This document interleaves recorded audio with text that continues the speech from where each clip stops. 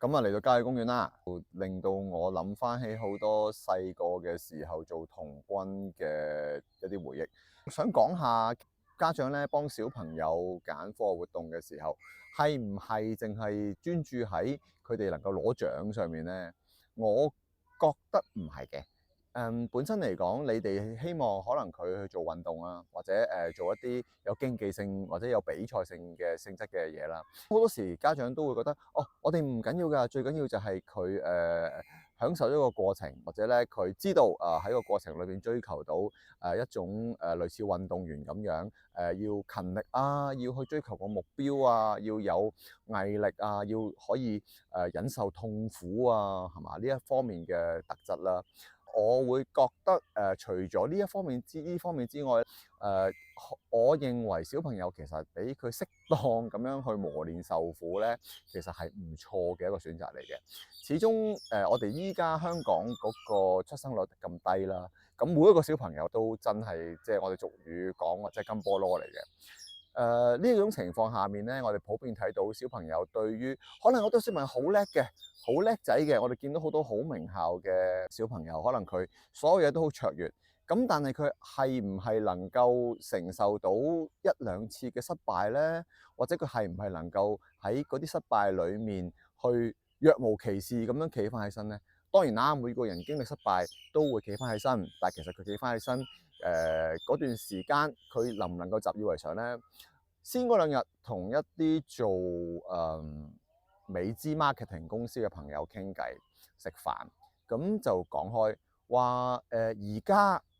年青人喺一個自我嘅 presentation 上面啦，或者係見工升職啊各方面嘅 interview 啦，佢哋講嘅好多時都已經唔再係話我上年嘅業績有幾咁犀利，幾咁犀利，我之前喺間公司度做咗啲乜嘢。而家呢一代嘅年青人啦，即係 up and coming 嗰啲叫做真係好卓越優秀嗰一批，佢哋反而係講嘅，我做呢份工之前嗰份工，我衰咗3次，我衰咗5次，我俾人咩咩咩留難啦，俾人哋升唔到職啦，或者我做 project 失敗啦，哦原來而家中意講呢啲㗎，點解咧？啊！就其實我會覺得係因為大家都開始感覺到，我哋揾一啲 high caliber 嘅candidate，可能已經唔係咁困難啦。但係反而就係話，我哋能唔能夠揾到一啲能夠經歷失敗，而喺失敗當中吸取經驗，而可以若無其事咁樣重新振作嘅人咧？其實呢一種嘅特質喺而家呢一種全球經濟好明顯係下滑啦。亦都冇咗嗰種以前我哋背靠中國內地房地產經濟都好強勁嘅呢一種狀態。咁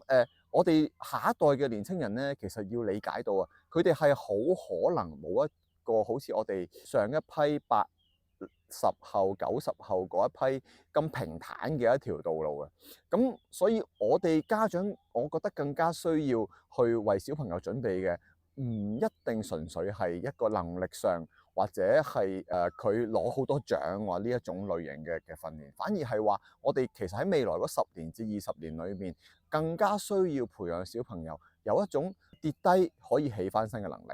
所以啦，喺呢一個時間啦，我哋啲家長啦，我都會建議翻我哋最重要係通過課外活動同埋通過，因為好簡單嘅問題啫嘛。譬如你俾佢學鋼琴。有幾多小朋友其實家長係想佢做鋼琴家嘅咧？譬如你俾佢學空手道、跆拳道，你有幾多個係真係想佢上擂台嘅咧？或者你係預計佢會去到奧運咧？其實我哋係想要嗰種活動帶俾佢嘅一個特質。咁呢一個時代，每一個時代都轉變緊，所以我哋會覺得睇翻轉頭啦，有一個時代好似我哋2000年前後所有嘅經濟，包括美國也好、中國大陸也好，都喺一個強勁嘅一個增長嘅情況之下，我哋好中意一啲小朋友咧，係有一個 presentation skills 嘅，佢有一個自我表達好流暢，好甚至乎好華麗嘅自我表達能力，亦都可能係 multi language 嘅嚇，唔止中文，我哋中意佢兩文三語都能夠做到呢件事，因為嗰個年代機會處處。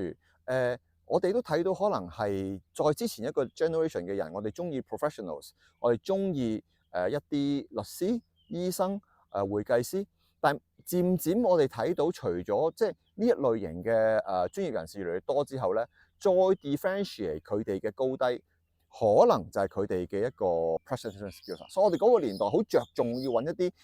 presentation skills 好好嘅小朋友去培養佢哋。咁好啦，再之後啦，我哋見到可能過去嗰10零年，我哋好多家長係或者甚至好多名校啊，佢係已經我唔要 presentation skills 啦，我哋要香港要發展科研，我哋要有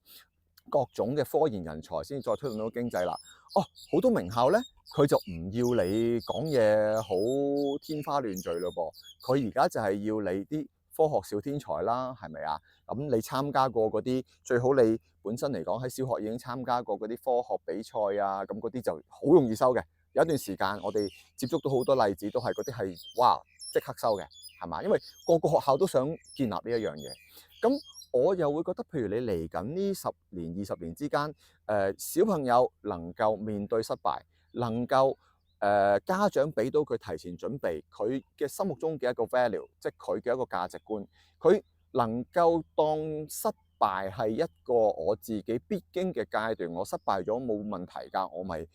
下次我咪諗下我點解會輸咯。我只要我嗰個我只要我唔認輸，我繼續努力，我始終都會贏翻嘅。即係呢一樣嘅特質，我認為係嚟緊呢一代嘅小朋友極之需要去培養嘅。所以會唔會係調翻轉頭有一啲我哋以前比較我哋覺得比較過時啲嘅活動啦，係呢個時代係需要俾翻小朋友咧？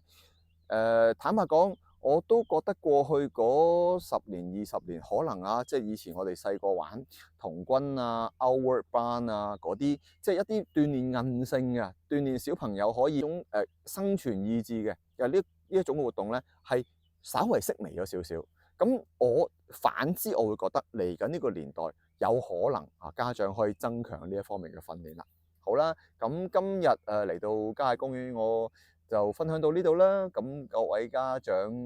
可以參考下啦。多謝晒。